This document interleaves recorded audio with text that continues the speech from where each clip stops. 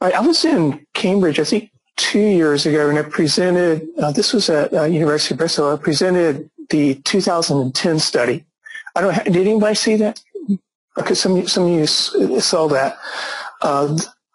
So a little bit of background about these studies. First of all, how many people are familiar with the Ron Collette studies that were conducted in 2002, 2004 on functional verification? Okay. These are pretty well cited studies. Ron Collette conducted these studies. That was part of their charter.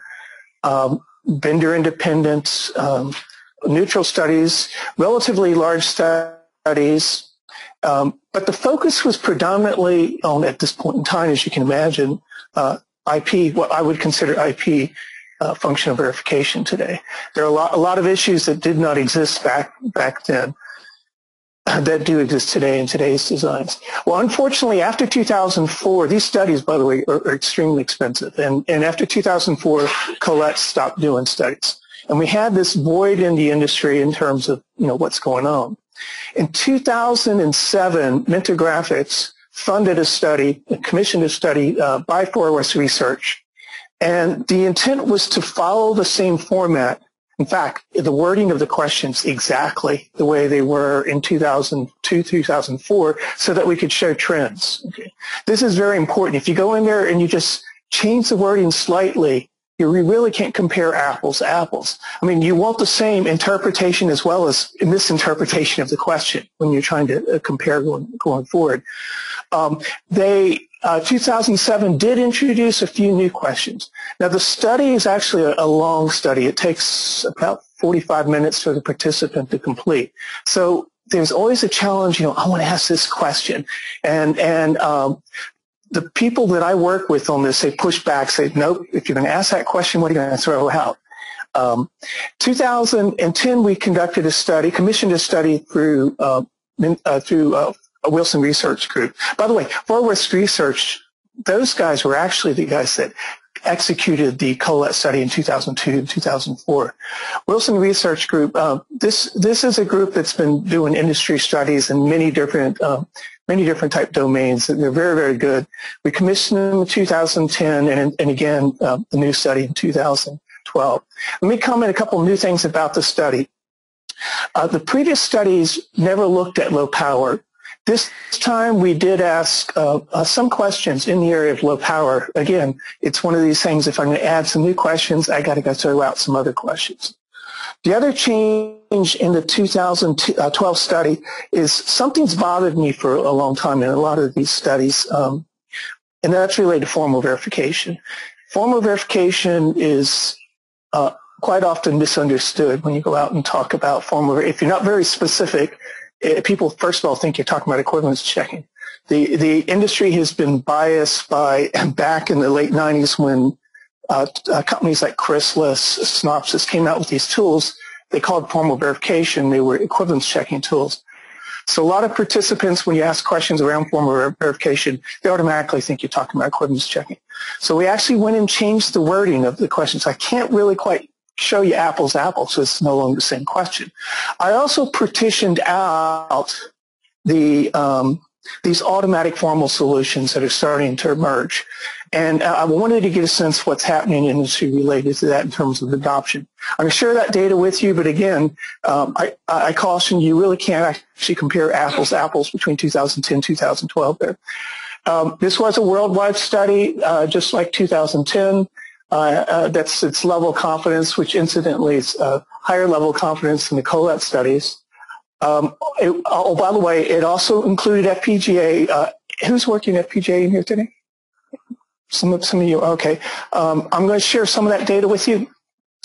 I'm not sharing all of it today because I just don't have time to share everything related, but I will share some of the interesting things I observed between 2010 and 2012 related to FPGA. This was a blind study. Again, this was important to eliminate the bias. Actually, technically, it was a double-blind study. It was a blind study in the sense that the participants did not realize that Mentor had anything to do with it. It was double-blind in the sense when I did the analysis, I didn't know who the participant was.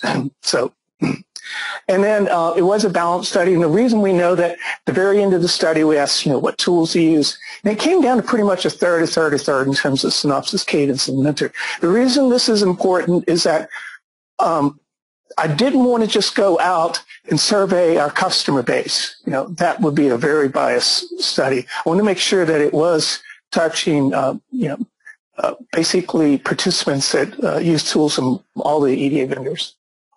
Okay. All right. Now, be careful with this data. This slide shows the makeup of the study in terms of FPGA and non-FPGA designs. Don't assume this means there's been a growth in FPGA. That's not what's happened. What happened in this study was that when we put together the pool of the study, I said I wanted to beef up the participants in FPGA. So we went out and purchased extra lists, specifically related to the FPGA. The reason is that when I looked at the FPGA data in 2010, like I see, the study's quite long. You would see a drop-off in participants in answering questions toward the end. People got bored. A lot of people in the FPGA space particularly got bored at that point. And so I wanted a better sample. So this doesn't represent the fact that FPGAs have grown this amount. It represents that the pool that was put together, we put more emphasis in FPGA because I wanted better data. Okay. In terms of the participants, again, these are, for non-FPGA, this is what we're seeing in terms of the targeted end result of the project they're working on. We do see a decline in a standard cell. We see a slight uptick in terms of structured ASIC, and you can see the other ones here. There was not particularly a huge surprise in this for the non-FPGA to me. In terms of FPGAs, one thing we were interested in, which we didn't ask last time around, is what percentage of the FPGA projects are actually working with these pretty advanced programmable SoC class FPGAs. And here are some examples over here. So we saw about 14%. It'll be interesting to see next time we do the study is if that's growing. I can't conclude anything at the moment. In terms of a little more about the participants, we want to know their job titles. This is not too big a surprise to me. You can see in the FPGA space, predominantly you have hardware design engineers that actually do everything. They wear all the hats. Some projects actually have dedicated verification engineers in FPGA, but that's not that common. Whereas in the non-FPGA, again, this was a functional verification study, so I was encouraged to see that we did have quite a few dedicated verification engineers. In terms of the market segments, this is a pretty broad characterization of the market segments. It's not too big of a surprise system for the FPGA space. And then this represents everything else. I think, do I show the trends? I don't show the trends there. By the way, I have this broken down to even a little more specific market segments. I'm not sharing that today due to time. If you're interested, you can contact me. I do have the ability, by the way, to filter the data down to specific market segments and actually look. Because obviously, you're going to see you might be interested in specific trends in a particular market segment. I don't do that when I share the data today, and the reason for that is that the original Colette studies did not filter it down, so I can't actually show trends if I do that. Okay, let me start with a few design trends. This is showing the process geometry size in terms of adoption trends, and you can see obviously, this is the average. We continue moving to smaller geometries. 2012, the average was roughly 45 nanometer. Again, that means half of the participants' designs were smaller than that, half were larger. Obviously, I've actually have discussions with many projects that have doing designs less than 28 nanometer. But so there's a continual movement to smaller geometries.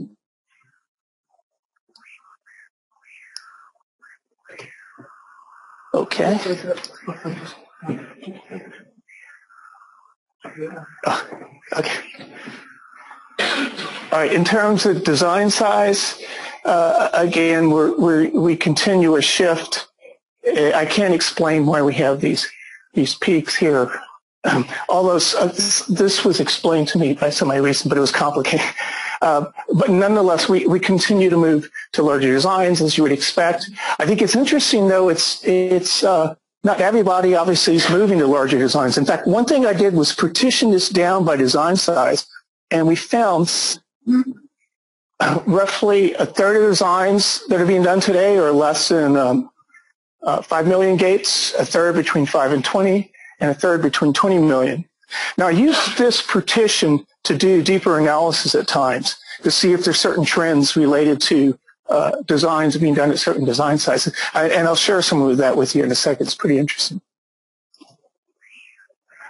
All right, in terms of, this is the mean number of gates of logic and data path excluding memories. And again, this is the mean. Again, I've dealt with some projects that are doing designs hundreds of millions of gates, obviously. But if you look broadly across the industry, this is what you see. And in fact, if you look at this in terms of the mean, you can see that it's really somewhat going at Moore's law's rate in terms of the average. Anybody in here doing 100 million gates that can acknowledge it? Okay. Okay, so there are obviously some extremely large designs. By the way, I don't believe, I always hear that, designs are getting complex because they're getting larger. I don't think there's direct correlation between size of design and complexity. I think the fact that we have a lot more gates, we can do complex things, but that doesn't necessarily mean we will. I mean, I measure complexity personally in terms of the amount of concurrency in the design, because those are the test cases I can't think about. I can take something that can be quite large. All I have to do is just put a bunch of vectors to it, but I don't have to worry about the interaction of these things in terms of verification. So, yeah. Do you have a way of measuring complexity? I know you just talked about it as a number of parallel things going on.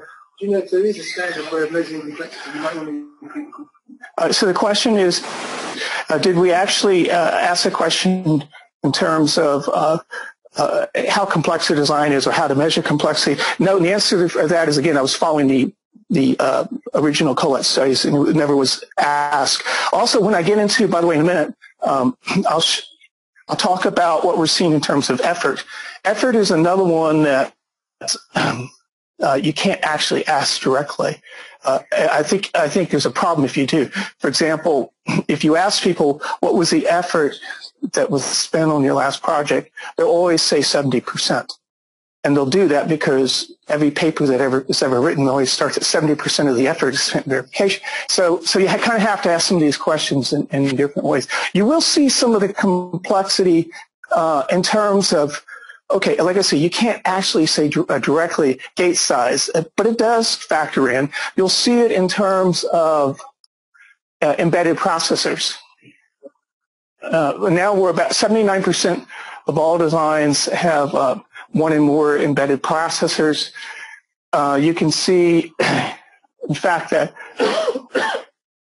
28% of the designs have two processors or more. And you see this trend compared to like 2004, where we had about 48% had no embedded processors. Maybe 11% had about two. So you can definitely see growth in certain areas. 4 processors. We're up over 10% now. So this is interesting. I've actually do have this broken down. Now again, I've actually had discussions with many projects that have tens of processors, many different processors. But again, this is the mean, the average across the industry, and you can see a continual growth here in terms of embedded processors. So again, another indication. Certainly, when you start get embedded processors, and particularly those that have some sort of coherent fabric, it becomes much more complicated to verify. So we are seeing movement complexity in that sense. Now here's an example where I partitioned it down by design sizes, less than 5 to 20, and 20 million. If you recall, I said that's kind of a third of the industry, and you can see the average number of processors by design size. I guess you could make the argument things are getting more complicated with more gates, but again, there isn't necessarily a direct correlation. I have actually worked with a couple projects that they only had a few million gates, but the amount of concurrency to go verify this was just overwhelming to think of all the different scenarios versus I've actually seen some 20 million gates that are really quite simple. It's some sort of math function. I just got to put a lot of vectors to it. I don't have to think about the interaction. FPGAs, this is kind of interesting. If you see between 2010 and 2012, we really haven't seen much of a change in the FPGA space. Again, 56% of all FPGAs today have one or more embedded processor in them. In general, by the way, between 2007 and 2010, there's a huge maturing of the industry in terms of processes, functional verification processes. However, between 2010 and 2012, it leveled off. The question is why? And I think, well, one thing, addressing complexity, the industry was forced to mature as we moved to SoC class designs. And we did see that rapid ramp up adoption of different techniques between that period of time. I think the industry now is at a point where they're struggling. Okay, I've got all this stuff now. How to make sense of it is one thing that's kind of going on. The other thing is perhaps 2 years is too soon to do these studies. I don't know. Between 2007, it was a 3-year period. In 2010, this was a 2-year period. So we're trying to figure that out. When is the ideal time to do these studies? This is a comparison of the FPGA to non-FPGAs, the FPGA being red, non-FPGA being green. It's kind of interesting. The FPGA guys, in terms of the embedded processors, are about where the non-FPGA guys were back in 2004. And a lot of their processes are back about 7 to 10 years in terms of functional verification. I mean, don't get me wrong, there's some very advanced FPGA customers. But in general, they've been slower to adopt a lot of functional verification, advanced functional verification. Right, so let's look at reuse trends. This is between 2007 and 2012. Again, not a significant amount of change between 2012 and 10 and 12. But you can see overall in 5-year period, certainly the amount of new RTL code that's being created has decreased. There's been an increase in terms of the amount of internal reuse as well as externally purchased IP. A lot of this externally purchased IP is the embedded processor itself, but not all of it. There's a lot of various industry standards, particularly related to these bus interfaces. And then, as Mike pointed out, there's a growing trend in terms of analog mixed signal. In terms of test bench reuse, again, we'll see a decline in the amount of new code that's being created for test benches increase in terms of internal, and then and a fairly significant increase in terms of externally acquired. And again, a lot of that's being driven by these bus standards, internal and external bus standards. Okay, so clocking and power. Now remember, power, this is the first time we've actually asked questions related to power, so I can't show trends in that area. But let's start with clocking. This is one curve that still fascinates me. This has been 12 years or 11 years. And the curve's pretty much the same. Okay, so we are seeing a decrease in only having one asynchronous clock domain. But overall, I think it's interesting that sweet spot seems to be somewhere between 2 to 20 and really hasn't changed in the past 11 years. So I can't actually explain it. I mean, I do new projects that have, many clock domains. But overall, in terms of the industry as a whole, it seems to fall someplace between 2 and 20. Anybody have more than 20 in here? See, QED. No. All right. Same is true. Oh, here's another case where I partitioned this down by design sizes, and not too big a surprise. The larger design, the more asynchronous clock domain, independent asynchronous clock domains. A lot of this is being driven, again, by the integration of IP that has its own clocking requirements. More IPs integrated in with larger designs. Okay, so let me move on to power. Now, what we found was, first of all, 62% of the designs today actively manage power. Actually, that kind of surprised me. I was expecting that maybe to be a little bit higher, but that's what we found. 62% of the designs actively manage power. And again, I'm talking about non-FPGA designs at the moment. So we ask of the designs that actively manage power, what aspect of power management do you actually go out and verify? And this is a list here. These slides are going to be made available because I'm not going to go through every single one of these. But you can see power up and power down being this is where you have multiple domains and you're powering up and powering down. You want to make sure that something that's powered up is not talking to something that's powered down. So these are different aspects that are being verified all the way up to very complex involving the OS, the hypervisor OS controlled power. Very complicated to verify because you can actually include software component into this. So you can see this. You can see it is kind of all over the spectrum here. Now, this was interesting. So we asked what a percentage of total power alert simulations are being performed, and I thought it was kind of interesting that 10% of the designs that actively manage power perform no verification of it, or at least they're not verifying it through simulation.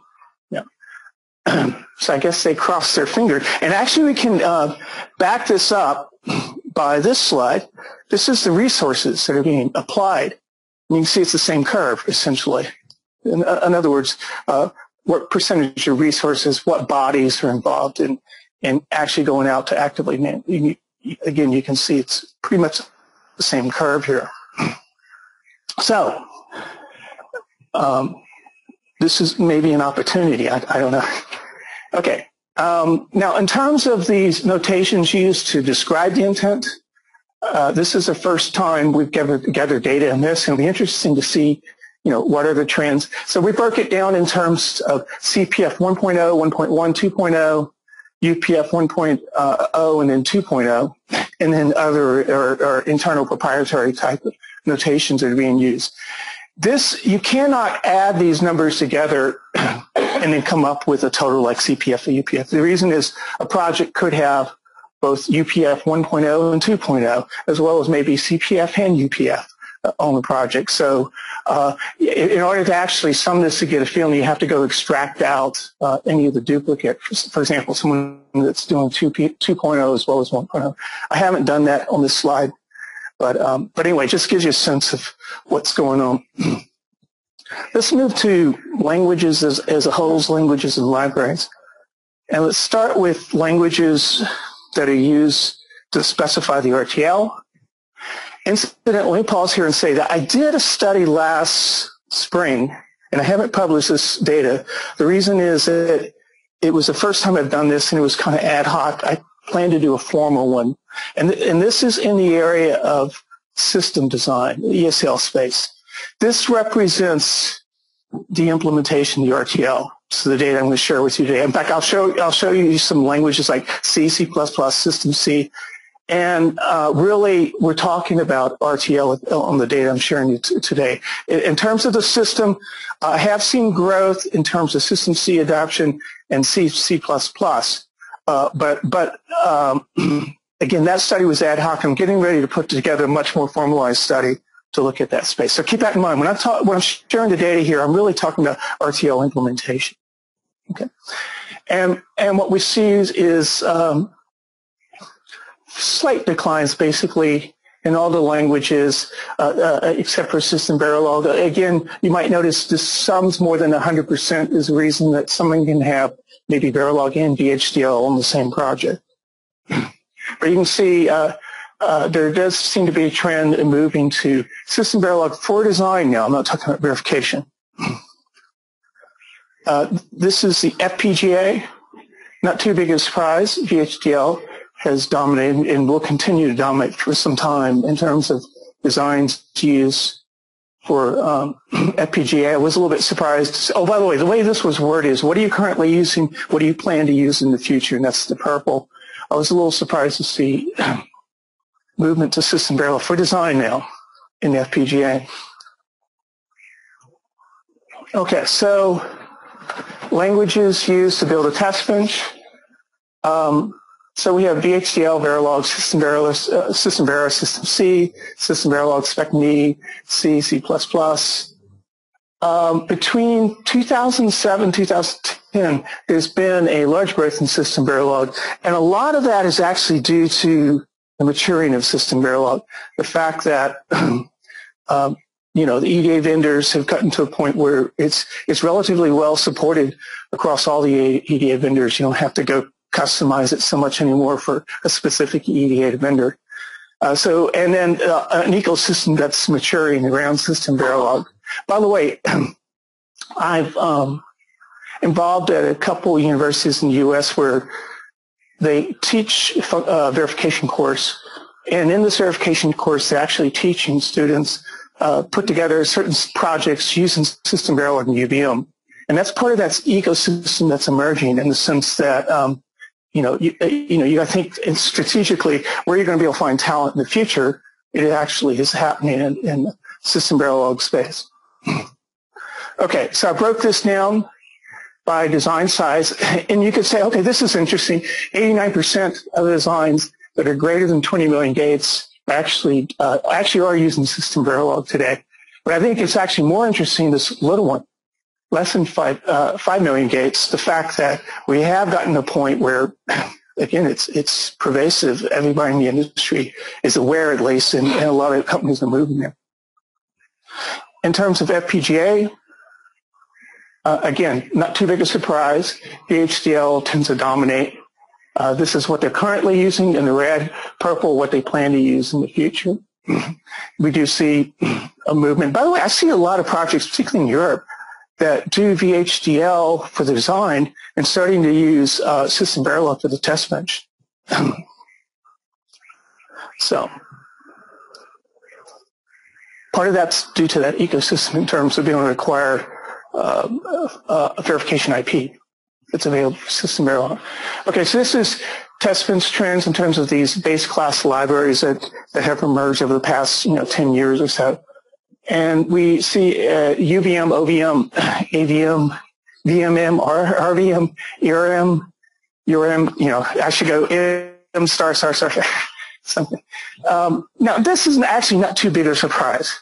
This growth here, could be misleading. Between 2010 and 2012 in terms of UVM, we saw a 486% growth. And, and of course, that's a good marketing number. The reality is, in 2010, when we did the study, UVM didn't become an official standard until 3 months later. So these were kind of the early adopters.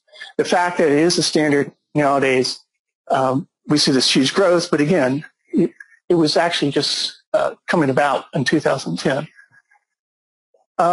So we also asked, what do you plan to use the next 12 months? We see a continual 46% growth in adoption of UVM, basically decline in everything else. We do also find that half the designs over 5 million gates use UVM, which was another interesting data point. And by the way, I don't believe, one of the challenges we have here is that with these languages and methodologies is a lot of companies have a fairly significant amount of investment in terms of legacy. So none of these things are going away right away. I mean, you can't just throw out everything you have. For example, if you're using BMM or using E, you can't just throw out everything you have. You got to, basically figure out, how do I live with this legacy and go forward? But I think it's important to keep in mind, where strategically where that ecosystem is again, like I said, at the universities I've been working with in the U.S., they're teaching talented students to come out that actually understand these languages, in terms of verification IP, in terms of tooling and stuff. The momentum seems to be in System Verilog and UVM at the moment. Okay, assertions. We have OVL. This is a library.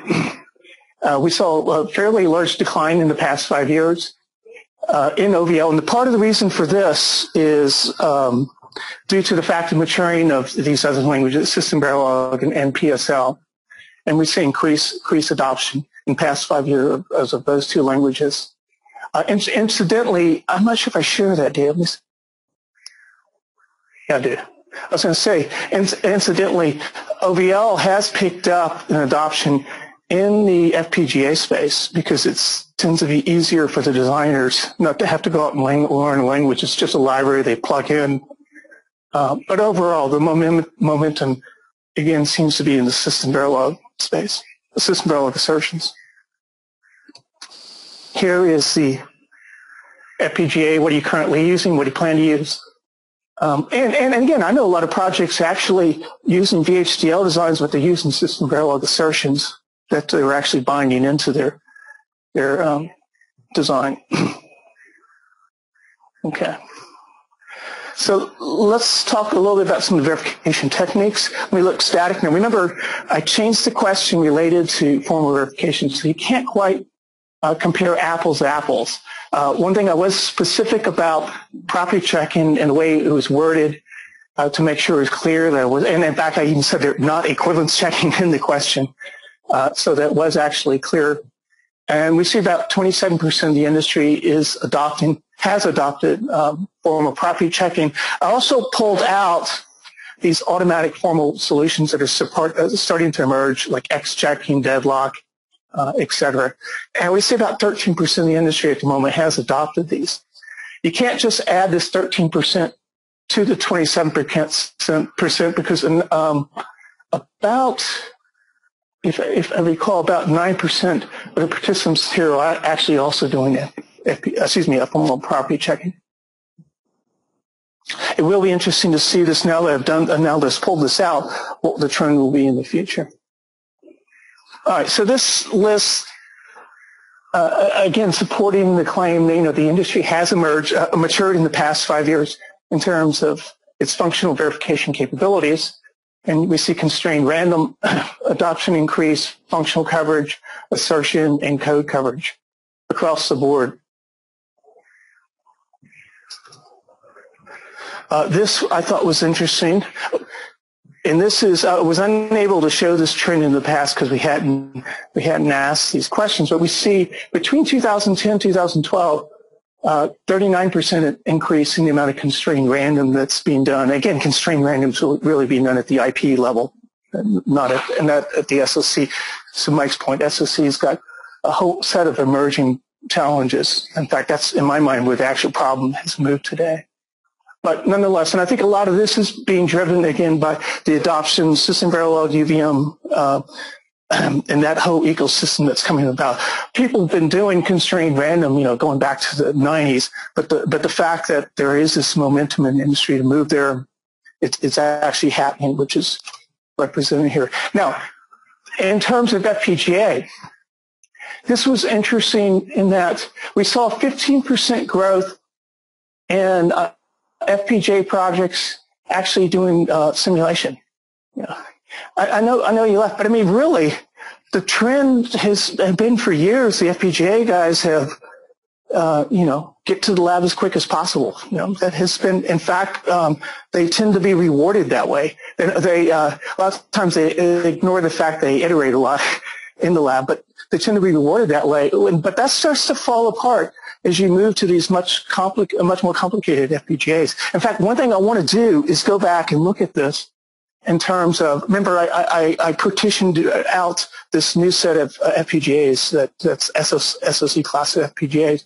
Go look at that and see what percentage of that is made up of those new, much more complicated FPGAs. Or I can actually look at this in terms of what percentage of these have embedded processors to kind of get a sense as that's what's driving it. And then we saw the adoption of code coverage too. I don't consider code coverage advanced functional verification techniques, but I've always been intrigued the fact that even in ASICs and non-FPGA class design, it had been relatively slow in terms of adoption until recently. I'm not advocating that code coverage is necessarily the best thing out there. I think it's just another data point. All right, in terms of getting to the SoC challenge, where simulation has started to fall apart, we see alternative techniques that are being applied in terms of try to complete that. Hardware-software code verification, is becoming more and more important. We see about 33% of the industry is actually doing that today. Hardware acceleration emulation, a fairly large growth between 2007, 2012. Going to Mike's point, where when you get into integrating a lot of these SoCs, a lot of IPs and SoCs, simulation starts to fall apart, and you've also got to consider other factors like software now. And then FPGA prototyping, we have seen a decline. I'll explain what's going on there in just a second. And then increase in terms of prototype with special chip. Typically what this is prototyping with a special chip is one aspect of functionality that they need to go verify. It's not the whole chip. There's something they want to go verify. So the special chip is it. Now, here's what we see. Again, by doing this partitioning, 5 million gates, 5 to 20 million gates, greater than 20, we see a continual increase in adoption of acceleration and emulation. And we see a decrease about 20 million gates. I actually think it's realistic about 40 million gates, but I don't have it partitioned that way. We saw a 38% decline when you get these larger designs. So what's going on there? Well, I mean, for FPGA prototyping, is a mini project is something that's absolutely necessary because you're delivering a platform for software development. However, functional verification of the full SoC has become more and more important, and we do know that simulation starts to run out of gas, particularly somewhere about 20 million gates if you're doing the full SoC. So projects are forced to continue the verification, do acceleration FPGA prototyping. One of the problems is that when you get up to these very large designs, and you got to partition them across multiple FPGAs, it becomes an engineering project itself. One of the issues in that partitioning is that I no longer have the pins that I actually need. I don't have sufficient pins. So actually, the model that I represent in this FPGA doesn't necessarily represent the final ASIC. And the software guys actually don't like having to rewrite the software twice. Once to work on the FPGA prototype, turn around and rewrite it due to latency differences, some awkward architectural things that might happen. And so we actually are seeing a decline on that phase. Now obviously this number will continue to shift as the FPGAs get larger. The question is, will they ever catch up to where the non-FPGAs are on these very large designs? And I don't think so. Okay, so this represents different sign-off criteria. And you can read this, but I thought what was interesting was that coverage has become more and more important as one, and the coverage being functional coverage, code coverage, different coverage has become more important in terms of sign-up criteria in the past 5 years. For the FPGA guys, typically in the FPGA space, they tend to think, not all projects, but tend to think in terms of use cases. And I got to execute these set of use cases, which end up being directed tests. So you can see for them, is important is to when all the tests that I have defined have passed. So that they tend to be less coverage driven. Although that is changing somewhat, we see an increase there. Okay, so let's look at the results and effort. And again, remember I said you can't ask the question, what was the effort you spent here? Because everybody will say 70%. Although, well, this is interesting to occur. We are seeing the mean between 2007 and 2012. It has increased. Definitely more time is being spent in verification. And you can see at the peak of the curve actually seems to be about 70%. So the time being spent, this represents the project time spent in verification, and we have seen an increase in the past 5 years. This is the peak number of design versus verification engineers. And you can see in 2007, the average peak number was about 4.8 verification to 7.8. We saw an increase, and keep in mind this isn't linear across here. This is 3 years between 2007 and 2010. We saw an increase of 58% in that 3-year period. In this 2-year period, we saw another 11% increase. I think it's interesting. We're getting pretty close to a 1-to-1 ratio in terms of verification engineers and design engineers, peak number. And again, I've worked with many projects that have, you know, hundreds of verification engineers on them. And so, again, this is just an average across the industry. It's a good way to compare. I think another interesting takeaway from this is that Moore's Law continues between 2007 and 2012, and we haven't seen a significant increase in design engineers, which means, to me anyway, it tells us that we are being productive. We're able to be productive with just about the same engineer, just slightly increasing a much larger, complicated design. A lot of that being driven by reuse in itself, as well as different productivity techniques. There's obviously opportunities in the verification space there. Now the designer itself. So designers can wear multiple hats, and even when you have separation of teams, we have design teams, verification teams. If a problem is found by the verification team, they quite often have to bring the a designer in to help them debug. So designer does become part of the verification process. And we saw between 2007 2010, this is the percentage of time they spend in design versus verification.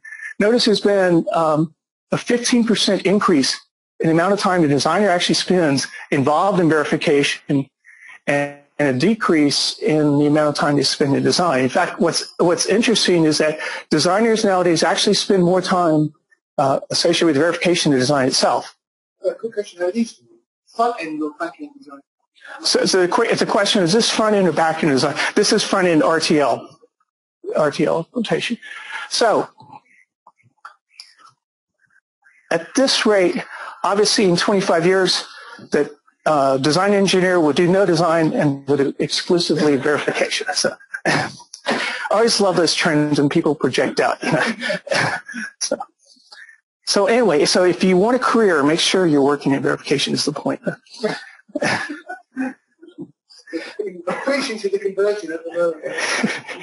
All right, so let me also talk about this particular data. This is a verification engineer. We asked, what percentage of time do you spend in these different tasks? The reason I'm not showing trends here is I changed the question. This is another case where I changed the question. Last time we had other, and other included test bench development. And I wanted it clear this time. I wanted to pull out test bench development. And so, so in other words, these were joined together last time. So nowadays, I have pulled test bench development out, so I'm not showing you trends. And this is the average across the industry. We see on average that debug tends to dominate.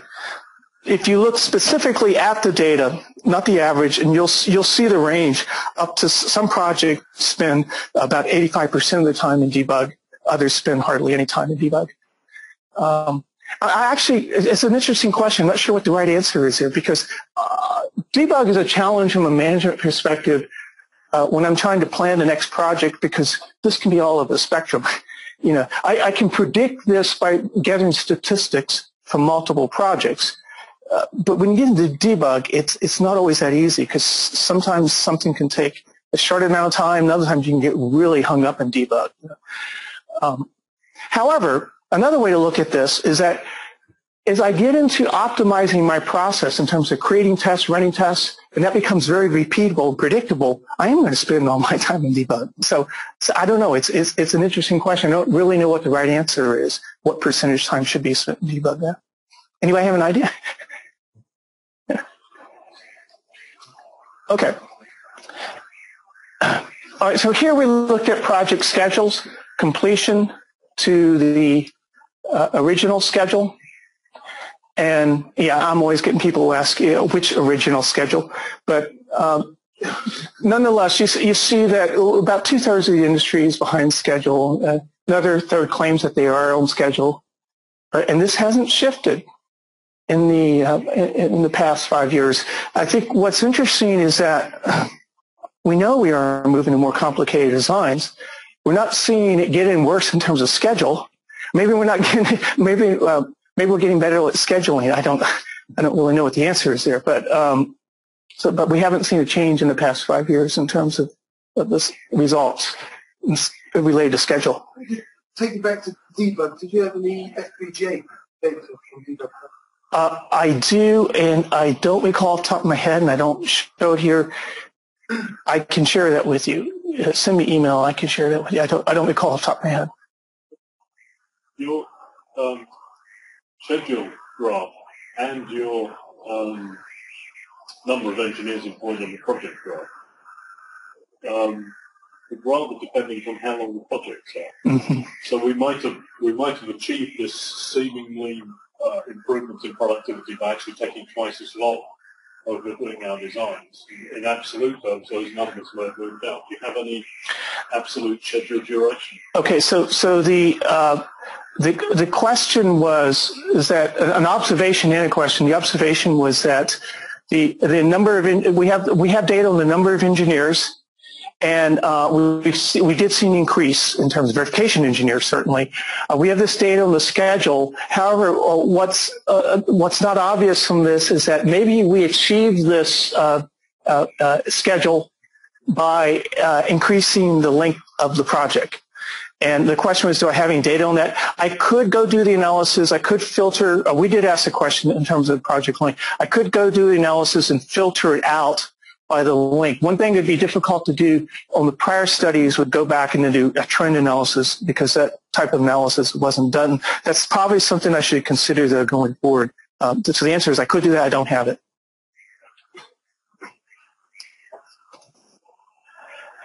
Okay, number of spins. Number of spins is a tricky question too because I've worked with a number of companies that automatically schedule in 3 spins. It's part of their process. They're hoping to make money on the second one in terms of samples. But nonetheless, we are asking the same question. It was 2004 and 2007.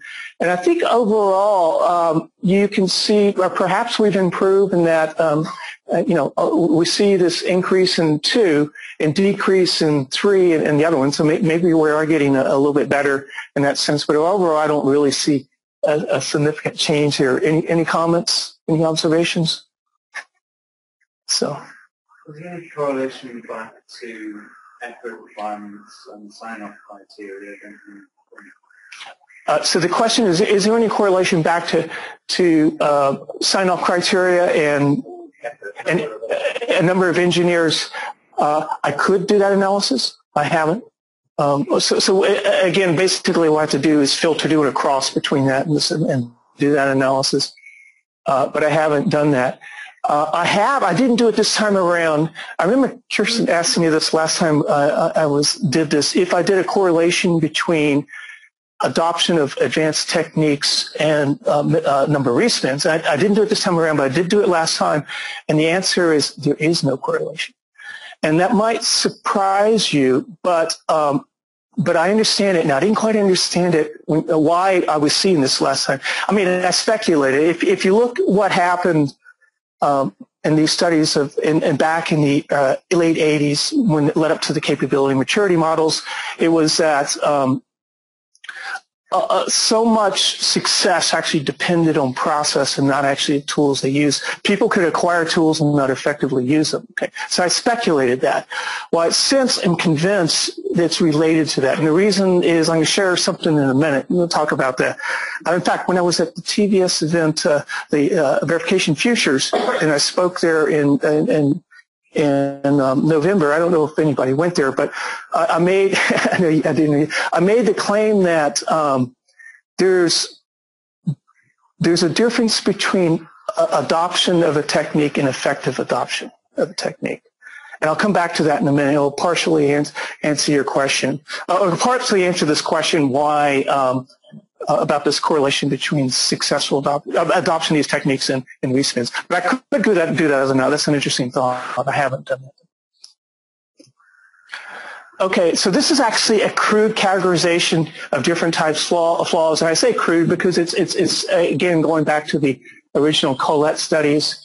If anything, to my mind, that stood out in this was these outliers related to crosstalk and mixed signal issues. You brought up the whole issue of mixed signals.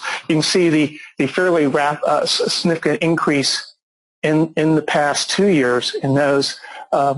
A slight decline in functional, but again, that's somewhat in the margin of error up there. So this is kind of what we see. A lot of the I think what's interesting, the mixed signal. When I've gone out and done verification reviews, verification assessments at different companies, what I see a lot of is actually poor practices between the analog superstars, which I call them superstars, and actually the digital teams. Quite often, the issue is just fundamental process issues. You get into cases where the analog guys put together, obviously, the models, and they're putting together a behavior model that they don't care about, sometimes they simulate. It's not even in a language they like, that they hand over the wall to the digital guys, and you come up with fundamental issues like, oh, we reversed these pins and stuff like this because they never tried out the model. That's not their world. So a lot of the problems with this mixed signal interface issue is just fundamental process interface issues between the two different groups that need to be improved and refined. I think a lot of that can be solved by there needs to be a contract between those two worlds, and that is the model, whoever creates it, that is going to be verified between the two. We don't do that quite often today. Okay, in terms of challenges, groups would like to see solved, this is somewhat the same over the past 5 years. Mike pointed up the process about management, and a lot of data and a lot is an issue there. This creating sufficient test to verify design, coverage closure falls into that area. In the FPGA space is the concern, did I think of all the use cases when I put together? In fact, did I show the FPGA? No, I didn't. Okay. Now, one thing I haven't talked about, remember I said I haven't really talked, this study was focused predominantly on IP. Verification wasn't focused on the SoC integration, and particularly when we get into lots and lots more of software. As Gary Smith famously said, it's a software stupid. That's kind of where the problem's actually moving.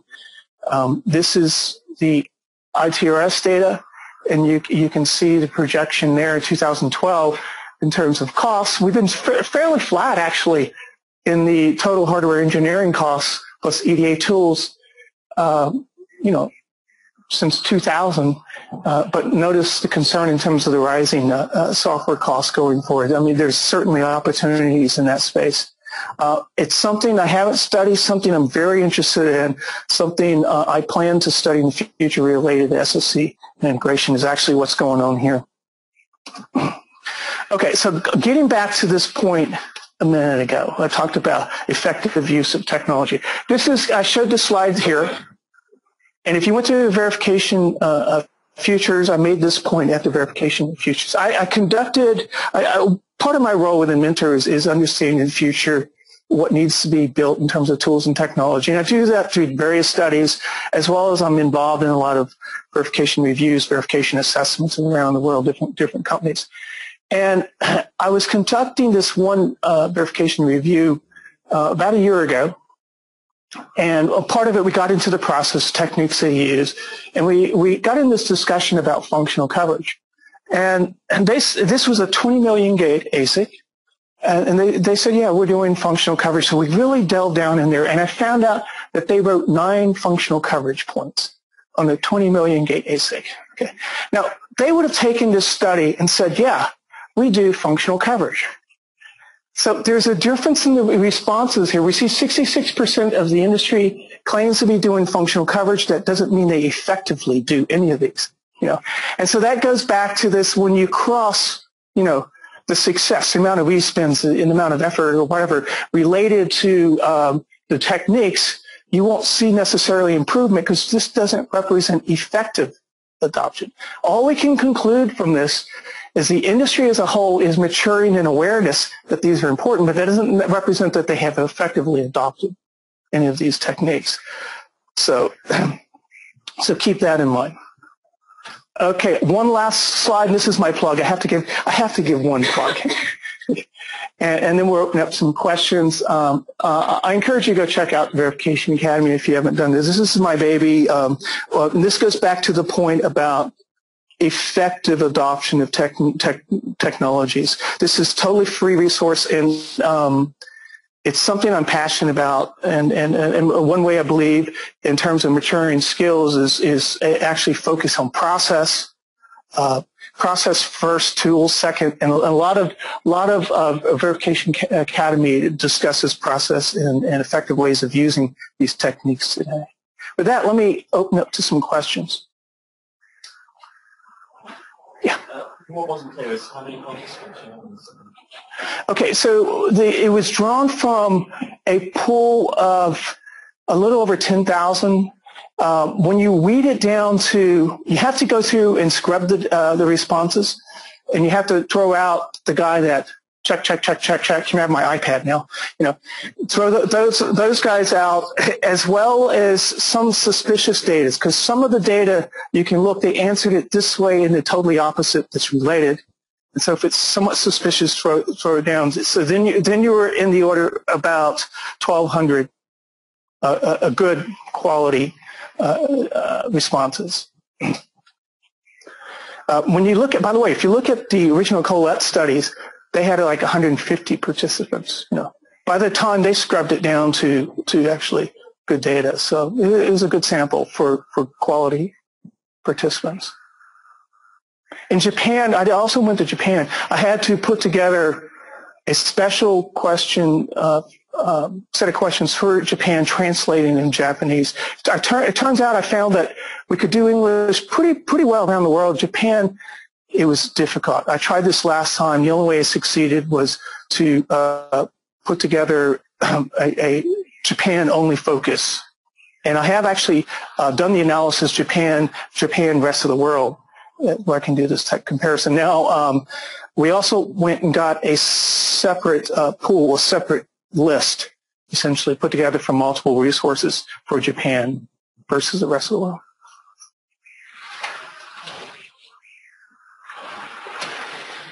It seems that you're aware of the issues of trying to look at a bigger design complexity. But it seems to me as if had a bigger design complexity without a lot of the planning stages and so forth.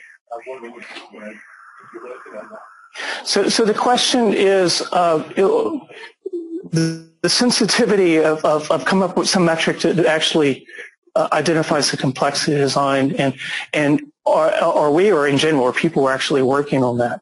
And I think it's coming to agreement. What do we mean by complexity? If you want to go through the classic, the amount of gates, sure, that's an easy number. But as I stated earlier, that's not necessarily a good number, because if you look at, there's not necessarily a correlation between size. In my definition, when I sit down and I got to come up with a test plan, we have these issues. First of all, like we had this discussion, can I extract the verification objectives? The requirement is institutional specification. That's a challenge in itself. And then when I get to design, I've got to sit, okay, how am I actually going to go verify these objectives? The concern is that concurrency aspect. Am I thinking the interaction of these issues? That's where I measure complexity. I'm not exactly sure how to do that. I mean, I do know some techniques that have been applied, and that's been different formal techniques to try to figure out, is there, for example, coverage points in the design that are very difficult to calculate a witness on, which means there's some complexity associated potentially. But I think it's an interesting research area, and I have a hard time answering that. Are you guys aware of anybody who's come up with any papers publicly? Have you? Decades ago. Yeah. Controllability and observability. Yeah. Yeah. So the answer was controllability and observability. I mean, certainly there are some issues there. I understand the controllability because I come from a background back in the 80s where I used to build FPGA tools, and certainly you did have an easy metric you could extract out there.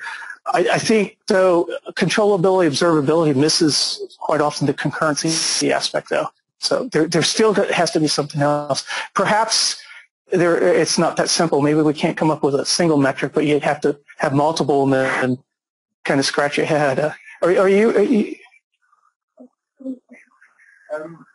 actual cost in software, would you expect that to be down to the difficulties in concurrent programming, or have you expect more out of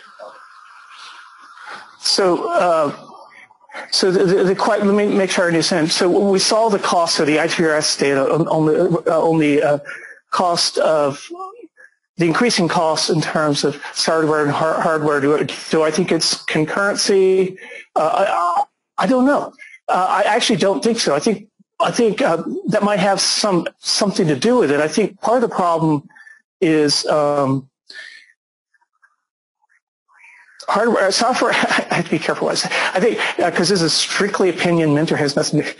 Software practices tend to have been pretty ad hoc. The tooling is typically, what can I get for free? And I'm not saying that there's anything wrong with free tools. I'm not saying that at all. But I think there's been less investment in terms of processes. I think they have, in certain areas, have gone overboard. For example, if you look at the whole reason capability maturity models came about in the 80s was going back to that point that they identified in the study.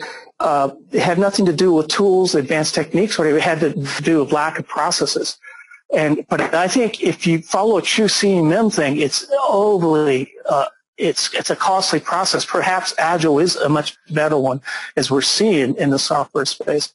But I don't think it's necessarily a problem with concurrency. I think a lot of it is just process. Let me tell you this. One company that I did an assessment with a year or so ago, a lot of their biggest issues was a lack of good concurrent engineering practices between hardware and the software world.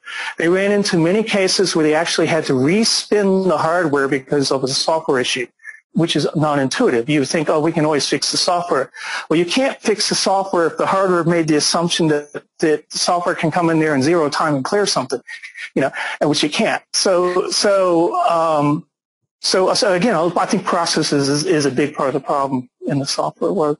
We in the hardware world have got our own problems, but we have been, for the most part, fairly rigorous in processes, at least successful companies there. Mike, you had a question? Yeah, I was just going to go on complexity. We did have a DB club with Oracle. Okay. For measuring complexity and doing trying to predict the number of bugs based on complexity. Mm-hmm. With one online question: is there any data on partitioning and verification methodologies, tools and languages at different levels of soft versus IP?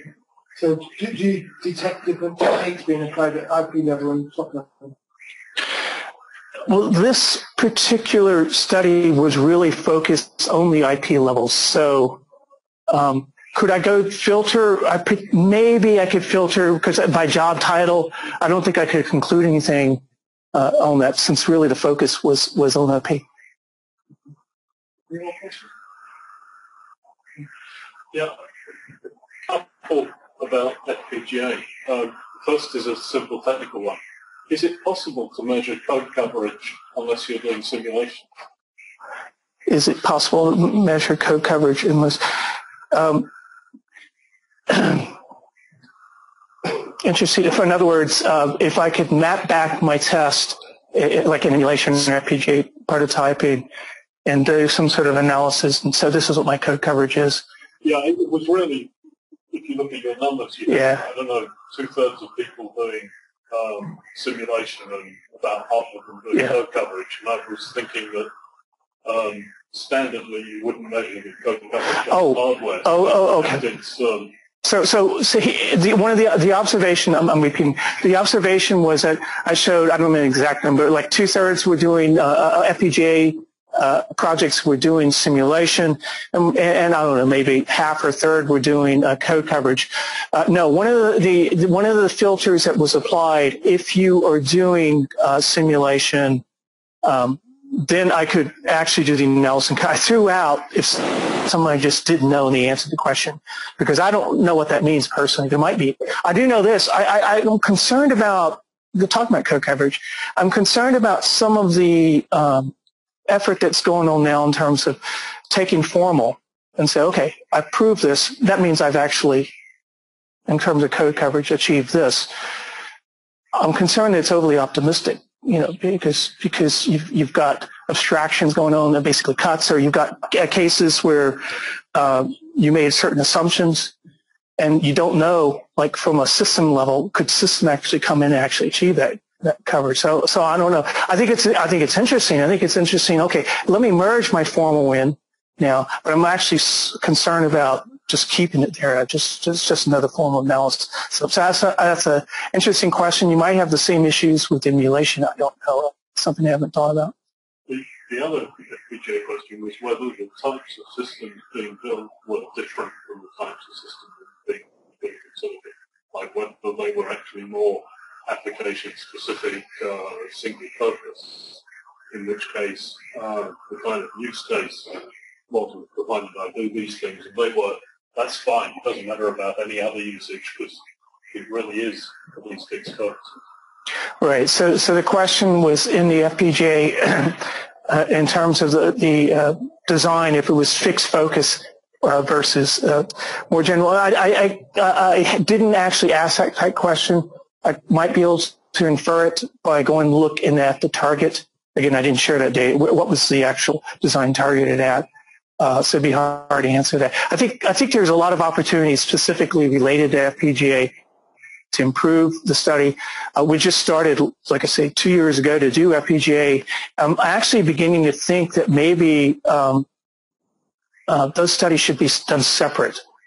An FPGA-focused study outside of non-FPGA versus combined together here. So, because a lot of things don't make sense. For example, respins don't make sense to FPGA guys. Even though I tried to word the question, iterations, but still they don't make a lot of sense. Gathering some of the data in terms of project schedule, kind of going back to your point, what's unobvious from the study, particularly in the FPGA space, is okay, how much time do you actually spend, in the lab? I don't know that data. It's interesting. Could I actually improve it by doing some more simulation up front or something? I'm actually lacking that data, which is interesting. So I think there's opportunities to improve the whole FPGA portion of the study. Yeah. Do you feel that the power performance, do you feel that you have to get the lead compared to CDF? I think from the data they were fairly even, more or less. Do you think it would be an emerging one? I have a hard time concluding one way. I'm certainly not passionate over it. I think it's going to be where that ecosystem's moving. I certainly know from an interest perspective, we are focused on UPF, but I have a hard time predicting what's going to go forward. I tend to be less passionate about languages. I'm more passionate about what you can do with them. Yeah. So. Okay. We'll just ask the other. Hello, Brian in Cambridge. Do you have any questions? Have we got any questions? John, she's come over here. Yeah, we've got one coming. Hi, Harry. This is Ashish Tarbari from Imagination. I have a question for you on effectiveness of adoption. You said, you highlighted an instance of UVM, and you said, they were using functional coverage, but they weren't using it effectively. So do you have any thoughts on how you could actually find this adoption effectiveness from on different strategies? And my second question is, do you have any input on when people have combined simulation with other techniques such as formal? Have they been able to derive anything over and above the individual verification techniques? So the second question was that in terms of combining different techniques to 1 + 1 = 3 is essentially improving it. Do I have any sort of data to support that? I would have a hard time doing that analysis again from the study. For the reason is I can't tell necessarily what's effective adoption from the study. I mean, I can when I go out and I sit down with a group of engineers and we go through this discussion, what do you do, how are you doing it, and how you map this back to the requirements. There I can get into, or can find different issues, process issues, technology, adoption issues, or whatever, but I can't conclude that from the studies. I can't actually answer that. Like if they did simulation, did they do formal? I can't tell, did they effectively do these? I have a hard time figuring this 1 + 1 = 3 from the data. What was the first part of your question?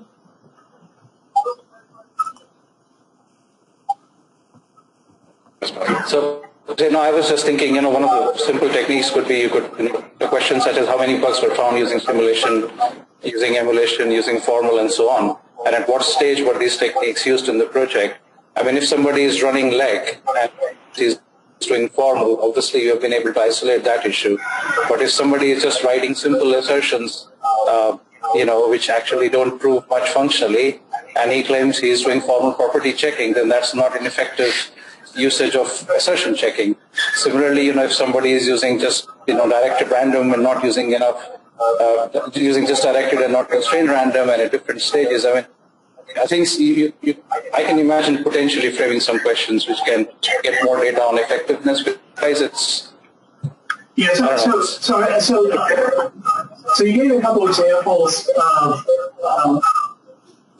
effective set of assertions, and then went into formal, and, like I said, they formally proved them, but they actually didn't improve their verification process. They actually spent more time now, because they didn't actually think of those assertions. That's a good point. The study actually did not look at that. It is something, your point's well taken, is something we could focus on. I always have to struggle with what to take out. I haven't shared with you all the data. There's a lot of data related to different stimulus techniques that are being used, different coverage techniques that are being used, checker techniques that are being used. A lot of data I just don't have time to present. And perhaps that is something maybe I already think about, is pulling out some certain data and focusing a little more on this more interesting topic about, effective adoption of these techniques.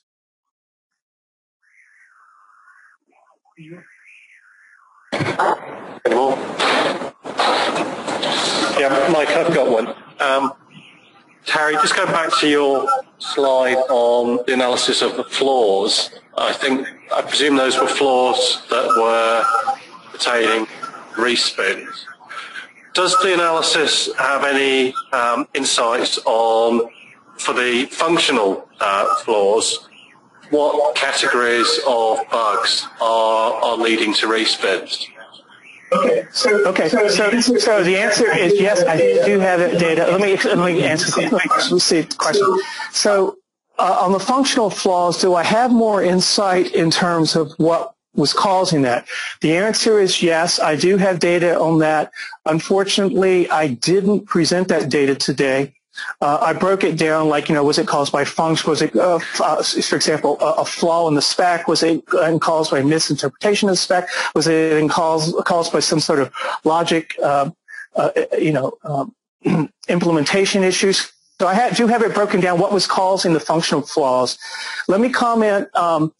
I've been told I will blog starting next week. I plan to go into a lot more detail in my blog on this particular study. I will share that data in the study. I just didn't present it today because of time. Okay, that sounds great, Harry. Yeah, another quick question here, David Gilday. Oh yeah, David Gilday.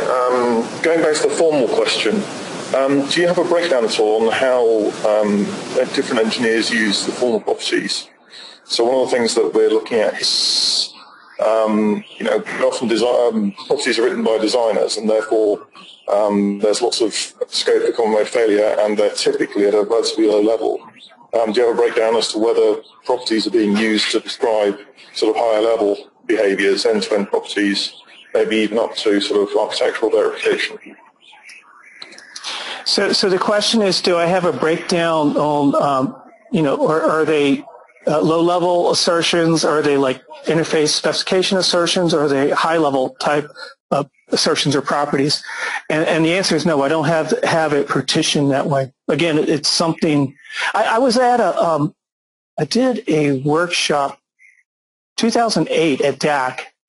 And that was something that was discussed. In fact, at DAC at 2008, this is an interesting paper. It was published by Sun at Oracle. And it's an interesting paper to read. They actually partitioned it down on a project they worked at in terms of high-level assertions, these interface class assertions, and low-level assertions. And I think it's an interesting read. They show the amount of bugs they found by the different types of assertions. They show the percentage found by simulation by the different types. Their conclusion, at least when they presented the paper at DAC in 2008, was that they found the killer bugs, or high-quality bugs, what I call them, those that would likely cause a respin in the interface assertions more than any of the others. But if you're interested in seeing some data, that's one reference I recommend. Again, it was DAC 2008. It was presented by Sun. I don't recall the name of the paper. If you send me email, I can dig it up for you. Share it. Yeah.